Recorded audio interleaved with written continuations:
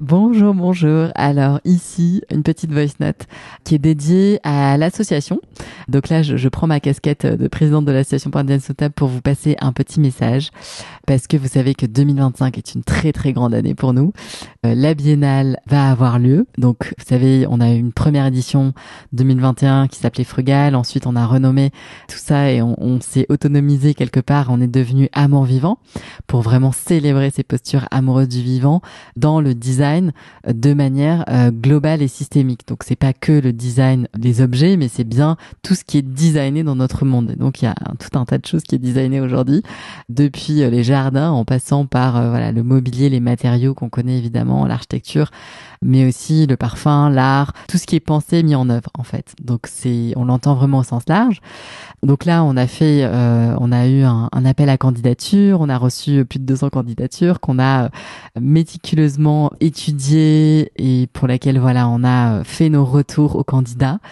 En tout cas, une très très grande partie d'entre eux. Certains restent encore sur liste d'attente entre guillemets parce que on a besoin d'avoir la clarté sur l'espace exactement qu'on aura pour pouvoir leur donner une réponse. Et je le redis ici, en fait, autant l'association Mécène, donc l'exposition de tous ces talents merveilleux qui sont d'intérêt généraux pour nous parce que vont nous amener à comprendre comment on va fabriquer notre monde avec uniquement des matériaux que le vivant va pouvoir dégrader lui-même tout seul, donc qui respecte vraiment ces cycles bio et géochimiques qui sont constitutifs de notre écosystème sur cette planète Terre et qui font qu'on peut vivre si bien et avec tant de beauté ici-bas. Et donc nous, un petit peu à la manière de ces lauréats qu'on aime et qu'on présente et qu'on propulse, on s'applique en fait ces mêmes critères. Donc en fait, on a une activité à la fois de sensibilisation, mais on a aussi une activité événementielle, donc à l'association avec justement la Biennale. Et on ne fonctionne pas comme les expositions peut-être traditionnelles. Nous, on fait comme le vivant, on se met aux interstices de ce qui est possible de faire et notamment par l'activation culturelle de lieux qui, a priori, ne sont pas des lieux culturels. En 2021, par exemple, on avait activé culturellement un lieu qui était l'hôtel de Coulanges, dans le Marais, voilà, qui terminait une phase de ses travaux et qui allait débuter une autre. Donc, on s'était mis à cet interstice-là. Et en 2023, on a fait un peu la même chose avec un bâtiment qui était celui de la Poste à Bonne Nouvelle, vous savez, ce grand bâtiment. Et donc, Covea Immobilier, qui est le propriétaire de cet espace-là, avec la grande complicité de tout un tas d'architectes, notamment le cabinet d'architecture PCA Stream, nous a permis à la session de trouver voilà ce lieu et de se mettre à la fin du curage et de pouvoir exploiter pendant 15 jours le chantier de 1000 mètres carrés au dernier étage de ce bâtiment qui était complètement sublime et désossé et voilà. Donc là arrive 2025, arrive justement cette année glorieuse de Biennale et arrive donc notre petite lettre au Père Noël et peut-être que vous allez pouvoir nous aider, être un maillon de la chaîne qui va peut-être permettre que l'improbable surgisse de nouveau pour l'association, mais donc pour organiser cette Biennale qui va être donc ouvert à tous parce que voilà, nous sommes une biennale d'intérêt général, etc.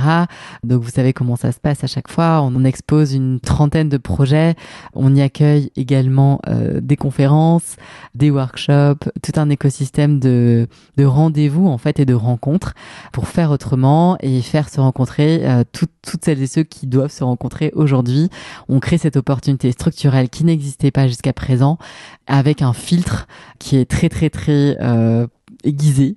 Voilà, donc nous on vise la lune pour tomber dans les étoiles et on a besoin cette année de trouver un lieu dans Paris intramuros, un lieu à la hauteur des enjeux de l'amour du vivant, donc vraiment un lieu avec une âme, avec quelque chose qui a envie de rayonner et qui puisse nous être mis à disposition pendant 15 jours en fait au global parce que les expositions durent à peu près une dizaine de jours, 10-12 jours, mais voilà, le temps qu'on s'installe, qu'on installe la scénographie, construit et qu'ensuite on démonte et qu'on vous rende le lieu tel quel, voilà, il nous faut 15 jours au moins.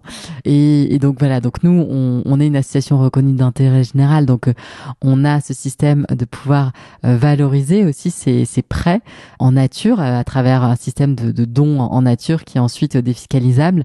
Donc voilà, entité mais aussi personne physique en fait. Si vous avez un lieu, un hôtel particulier, quelque chose qui est aujourd'hui un projet qui en est à un stade qui pourrait sur une partie ou une bribe de quelque chose, je ne sais pas, accueillir une exposition d'intérêt général comme celle d'Amour Vivant 2025, nous serions ravis d'échanger. Si vous connaissez peut-être le début du commencement de quelqu'un ou si vous pensez qu'on peut envoyer un doc à des gens, pareil, contactez-nous s'il vous plaît, s'il vous plaît. Donc nous, on a voilà tout un dossier qui est prêt à être envoyé à qui veut. On est prêt aussi à rencontrer évidemment toutes ces personnes.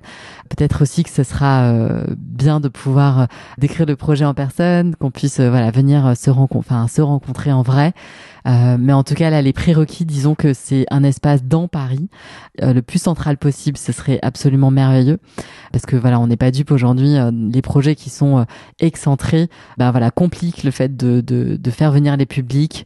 Alors qu'aujourd'hui, voilà, on a besoin de construire quelque chose qui soit robuste aussi au sens attractif et qui puisse permettre à tout le monde de venir, d'être assez central et de se retrouver de manière la plus simple et pertinente possible. Il nous faut un lieu qui soit grand, lumineux. Il nous faudrait minimum 500 mètres carrés. Après, ça peut être réparti d'une autre manière. À titre d'exemple, en 2023, l'exposition faisait 1000 mètres carrés et on avait des cours aussi à notre disposition. Donc, si on peut avoir un extérieur également, c'est absolument merveilleux parce que on a toute une partie autour du vivant, autour du paysage, avec des installations immersives qu'on aimerait mettre en place. Donc ça nécessite de l'espace. Ou alors, être en complicité avec d'autres espaces qui seraient peut-être un tout petit peu à côté, peut-être pour faire quelque chose un peu hors les murs. Ça, on est aussi ouvert, évidemment. Donc voilà. Mais sachez qu'on est grandement en recherche et que si on peut trouver au premier trimestre 2025 ce lieu, ce serait absolument génial parce que comme ça pourrait nous permettre de porter ce projet dans des conditions qui soient aussi quelque part soutenables pour nous, pour nos écologies intérieures et pour tous les bénévoles qui s'engagent sur le projet et qui par essence du coup ont d'autres choses à faire parce qu'on est bénévole et on doit lisser les projets sur des temps un peu longs. Aussi parce que la cueillette de matériaux pour la scénographie va nécessiter pas mal de temps et qu'on va le faire en fonction du lieu parce que du coup on va aussi faire avec l'écosystème qu'il y a autour de ce lieu en fait. Donc on va activer des partenaires autour géographiquement autour de cet espace-là. Voilà. Pareil, si vous avez en fait des matériaux en nombre et de rebut peut-être soit d'une précédente exposition, soit parce que vous êtes, je sais pas moi, une carrière de pierre ou un établissement qui a dû mettre changer tel et tel, je sais pas, mobilier et que vous vous retrouvez avec des parois, avec avec des assises, des éléments comme ça dont vous savez pas quoi faire, sachez que nous on est aussi preneuses et preneurs de ça et de ces bons filons. Voilà, cette petite liste au Père Noël est passée. J'espère que ce qui nous aiderait en fait, ce serait vraiment que vous puissiez relayer cet appel parce que on ne sait jamais finalement qui a les bonnes connexions et c'est en faisant circuler que déjà vous mettez votre pierre à l'édifice de cette biennale et toute l'équipe se joint à moi pour vous dire un énorme merci pour ça. Merci d'avance de vous aussi vous sentir concernés et de faire ce que cet appel active en vous et donc voilà, par avance merci. Je vous embrasserai fort et à très bientôt.